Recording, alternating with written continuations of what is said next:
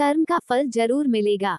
किसी ने बड़े कमाल की बात कही है कि इंसान जब गलत काम करने जाता है तो आगे देखता है, पीछे देखता है, लेफ्ट देखता है, राइट देखता है, बस ऊपर देखना भूल जाता है।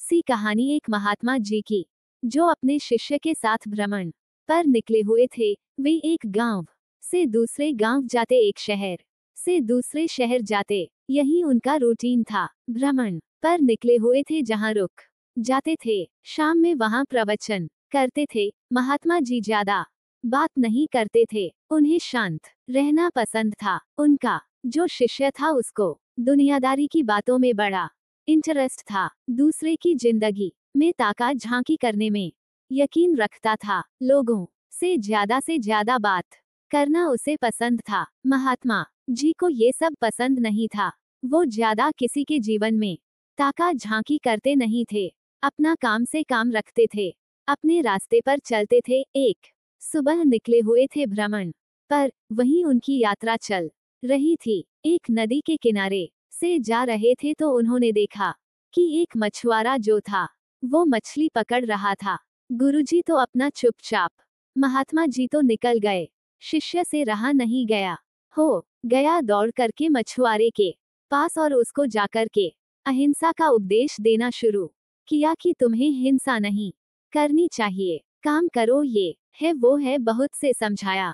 मछुआरे ने शुरू में रिएक्ट नहीं किया, शुरू में ज्यादा बोला नहीं, लेकिन जब वह शिष्य बोले ही जा रहा था, ज्ञान पर ज्ञान दिया जा रहा था, तो मछुआरा जो था वो गुस्सा हो गया। दोनों के बीच में बहस होना शुरू हो गई। मछुआरे ने कहा, मेरा काम है, मुझे अपना काम करने दो, तुम कौन होते हो बीच में बोलने वाले। धीरे धीरे बहस बढ़ती गई और झगड़ा शुरू हो गया। महात्मा जी ने पीछे पलट करके देखा, उन्हें उनकी आदत मालूम थी। दौड़ करके आए शिष्य का हाथ पकड़ा, उसे खींचकर वहां से ले गए। उसको समझाने लगी कि तुम क्यों उलझते हो लोगों से। शिष्य ने कहा, देखा नहीं आपने गुरुजी, वह गलत काम कर रहा है, उसको शिक्षा दे रहा था कि हिंसा नहीं करनी चाहिए, अहिंसा का रास्ता अपना। तो गुरुजी ने कहा, अरे तुम उसे क्यों शिक्षा दे रहे हो, तुम उसे क्यों उसके पीछे पड़ गए।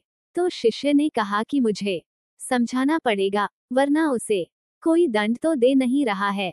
यहाँ के महाराजा ने भी कोई प्रावधान नहीं रखा है, कैसे लोगों को दंड मिले। गुरुजी ने कहा, यहाँ कोई किसी को दंड नहीं देगा, न तो वह देगा। किसको देना है, तुम्हें दंड देने की जरूरत नहीं है, तुम्हें ज्यादा सोचने की जरूरत नहीं है। शिष्य ने कहा, उसे कौन दंड देगा। गुरुजी ने कहा, बस समय आने पर वह अपना फैसला सुना देता है, हमें इस पचड़े में पड़ने की जरूरत नहीं है, हमें झगड़ा करने की जरूरत नहीं है। शिशु चुप हो गया। गुरुजी ने समझाई थी बात, ज्यादा बोला नहीं इस बात को। 2 साल बीत गए। कमाल हुआ कि उसी रास्ते से वापस जा रहे थे। वहीं सुबह का समय था, नदी के किनारे दृश्य बदला हुआ था।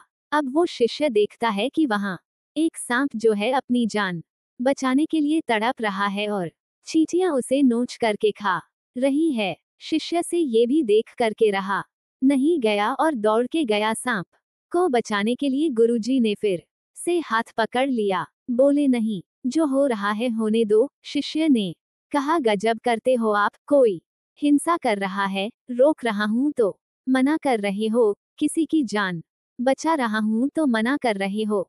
गुरुजी ने कहा, मैंने कहा था ना, वो अपना फैसला सुनाता है, उसे अपना फैसला सुनाने दो। तुम्हें याद है आज से 2 साल पहले यहीं से हम निकले थे।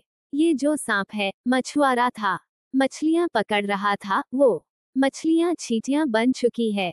मछुआरा मरने के बाद अगले जन्म में सांप बन चुका है, अपनी करनी का फल भोग रहा है। तुम उसे मत रोको, और अगर रोकोगे, आपका कर्म जैसा होता है आपको फल भी वैसा ही मिलता है। इसलिए हमेशा अच्छा काम किया करो।